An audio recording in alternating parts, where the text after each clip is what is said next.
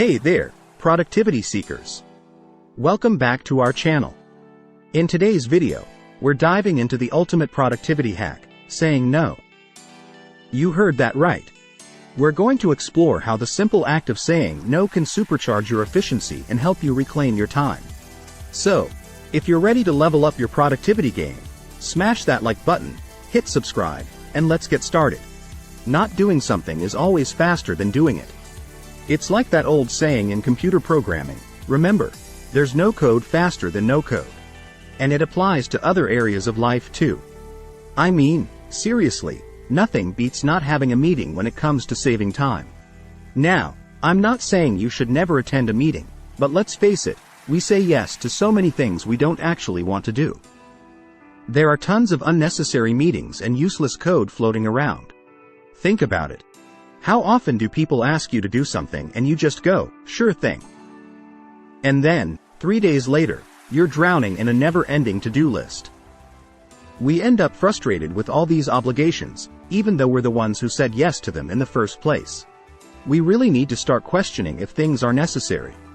Spoiler alert. Most of them aren't. Sometimes a simple no is way more productive than any amount of work the most efficient person can handle. But here's the thing, if saying no is so obviously beneficial, why do we keep saying yes all the time? Let's dig into that. Why do we say yes? Well, it's not always because we want to do something. It's often because we don't want to seem rude, arrogant, or unhelpful. We don't want to let down our coworkers, our spouse, our family, or our friends.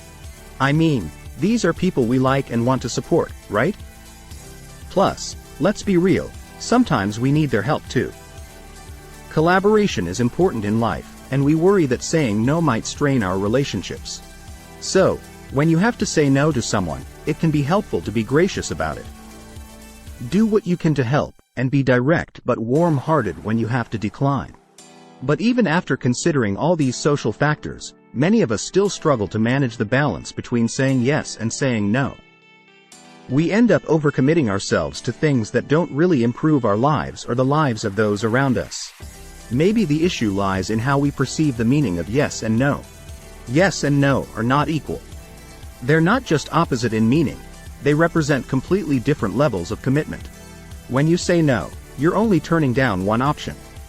But when you say yes, you're rejecting every other possibility out there. Economist Tim Harford said it best.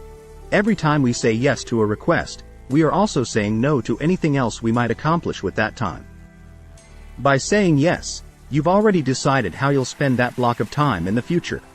In other words, saying no saves you time down the road, while saying yes costs you time. Saying no is like a time credit, allowing you to use your future time however you want. Saying yes, on the other hand, is like incurring a time debt. You'll have to pay it back at some point. No is a decision. Yes is a responsibility. Now, some people think saying no is a luxury reserved for those in power.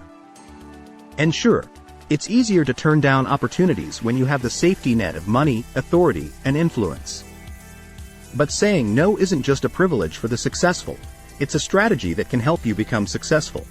Saying no is a crucial skill to develop at any stage of your career because it protects your most valuable asset, your time. As investor Pedro Sorrentino wisely said, if you don't guard your time, people will steal it from you. You have to say no to anything that doesn't align with your goals. Say no to distractions. Saying no is like the ultimate productivity hack because it allows you to reject anything that might hinder your focus. Look at Steve Jobs. Nobody understood this concept better. He said, people think focus means saying yes to the thing you've got to focus on. But that's not what it means at all. It means saying no to the 100 other good ideas that there are. You have to pick carefully. Now, there's a balance to strike here. Saying no doesn't mean you'll never do anything interesting, innovative, or spontaneous. It means saying yes in a focused way. Once you've eliminated the distractions, it's okay to say yes to opportunities that can push you in the right direction. Sometimes you have to try different things to figure out what works and what you truly enjoy. This exploration phase is particularly important at the beginning of a project, job, or career. As you continue to grow and succeed, your approach needs to evolve. The opportunity cost of your time increases. You need to raise the bar for saying yes. You'll still have to say no to distractions, but you'll also have to say no to opportunities that used to be worthwhile. This creates space for truly great uses of your time. It's a good problem to have, but mastering this skill can be challenging. So, over time, you have to upgrade your no's. Upgrading your no doesn't mean you'll never say yes. It means defaulting to saying no and only saying yes when it really makes sense. To quote investor Brent Besher, saying no is so powerful because it preserves the opportunity to say yes. Here's the general trend. If you can say no to lousy distractions, you'll eventually earn the right to say no to good opportunities. Now, how do you actually say no? Most of us tend to say yes too quickly and struggle to say no. Here's a strategy from Tim Harford. Ask yourself, if I had to do this today, would I agree to it? It's a helpful rule of thumb because any future commitment, no matter how distant, will eventually become an immediate problem. And remember the hell yeah or no method from Derek Sivers. If something excites you enough to drop everything and yell, hell yeah, then go for it. But if it doesn't excite you, it's a clear no.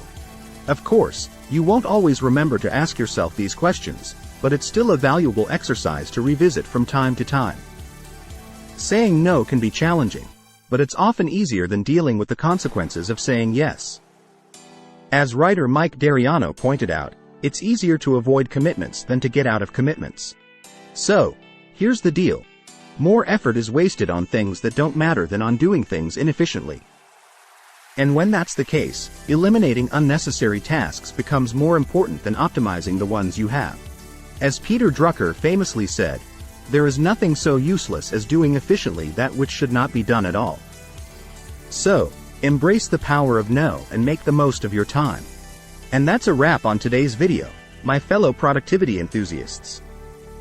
Remember, the power of saying no is the key to unlocking your true potential. By eliminating unnecessary tasks and focusing on what truly matters, you can maximize your productivity and live a more fulfilling life. If you enjoyed this video, give it a thumbs up and don't forget to subscribe to our channel for more valuable insights and productivity tips. Thanks for watching, and until next time, keep saying no to the things that don't align with your goals. Stay productive.